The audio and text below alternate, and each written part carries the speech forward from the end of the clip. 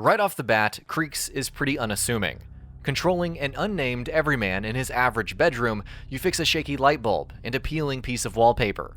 But after that wallpaper peels one too many times, you take a look behind it to find that, against all odds, there's an entire world on the other side of that wall. This world is big and intricate, as the wide shot during your descent makes clear. But like any other hidden world, it's filled with secrets, lore, and of course dozens of complex and satisfying puzzles for you to conquer.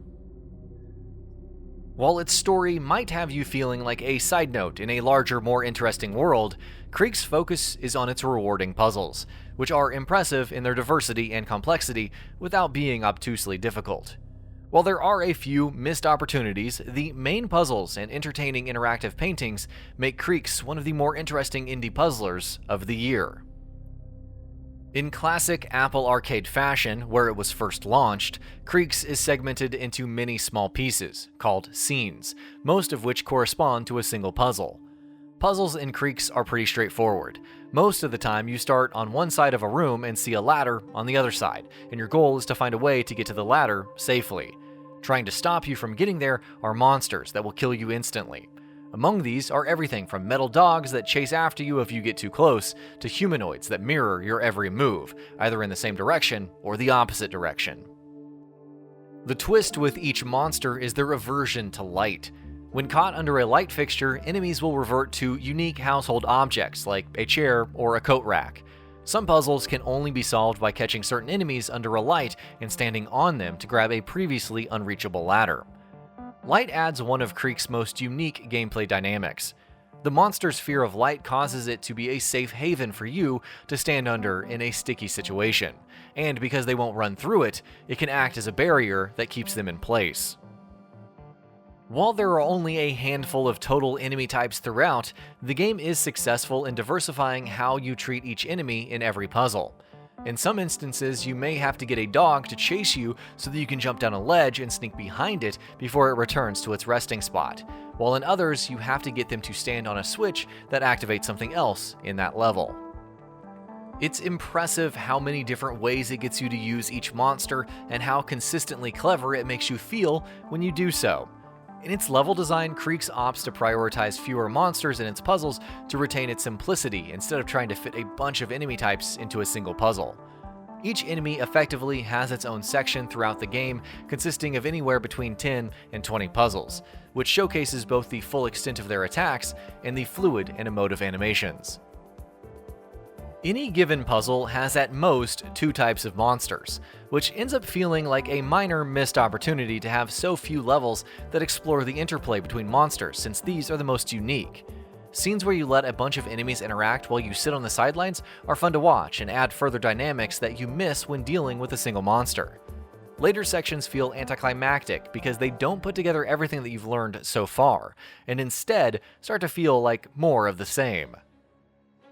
What the level design lacks in interplay between monsters, though, it makes up for in increased design complexity. The harder puzzles aren't always the ones with the most enemies to avoid, but often those with the most space to cross, usually with the most verticality and environmental changes and requiring multiple steps to complete. Even at its most difficult, Creaks luckily never becomes infuriatingly difficult, and it toes a thin line between giving you enough information to succeed and making you feel clever for figuring it out yourself. The beautiful soundtrack helps this. It, along with its uniquely pretty yet ominous art style, adds heavily to the game's mysterious tone, but it also gives audible celebrations when you've done something to progress a puzzle.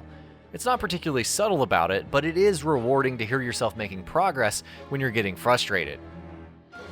While each of the 50 or so puzzles might take just a couple of minutes each if you figure them out quickly, the best feelings are the light bulb moments after you've been stumped and finally figure out a solution. These happen often enough to keep you engaged, but there are enough easy levels to keep the pace from slowing to a halt. Breaking up the series of puzzles are a litany of moving paintings found throughout, either in plain view or in secret collectible rooms. Occasionally, these turn into interactive paintings that force you to complete some self-contained task within the painting, like finding a correct musical sequence or jumping over obstacles. While these are technically optional, they are some of the highlights of the experience.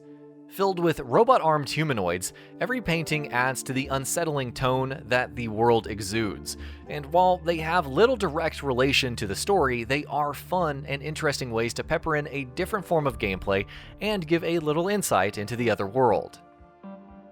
Creaks' story isn't particularly straightforward, especially given how you enter the world, and it understandably doesn't take center stage. After every few puzzles, you're shown a cutscene of a group of bird people struggling with some unexplained problem, though it does this without any spoken dialogue. While you eventually understand the larger goal, it doesn't open up until the last handful of scenes. What's unfortunate about the overarching story is that the player character feels like a side note in a plot centered around the other characters shown in the cutscenes. Even though you're solving the puzzles, you have few interactions with them, and it feels like you're watching from the sidelines while they solve the problem, making your involvement only a coincidence. With that said, the story is well paced and understands that the game's focus is on its puzzles. The cutscenes it shows are necessary to understand the world and happen infrequently enough that I was never tired of them happening. The story also wraps up a fitting and enjoyable climax that makes sure that the game doesn't overstay its welcome in its 5 to 6 hour runtime, but still answers many of the questions you're likely to have. As an indie puzzle game, Creaks makes a surprisingly successful transition from mobile to consoles. While its story seems to want to tell something a lot bigger than it ultimately does, the puzzles are rewarding and challenging enough to keep you engaged without being irritating. Its level and character designs, despite feeling like they could have implemented more interplay between enemies, are impressively diverse and thoroughly explored, especially in its more challenging puzzles. And the paintings that break up the time between puzzles are highlights in themselves. Even through its flaws, Creaks is one of those games that I didn't want to put down because I felt its mobile, one more puzzle influences, which is how it succeeds in most of what it sets out to do. In just a few hours, Creaks puts together a worthwhile experience that might not push boundaries, but is definitely worth a look for those craving a lovable puzzler.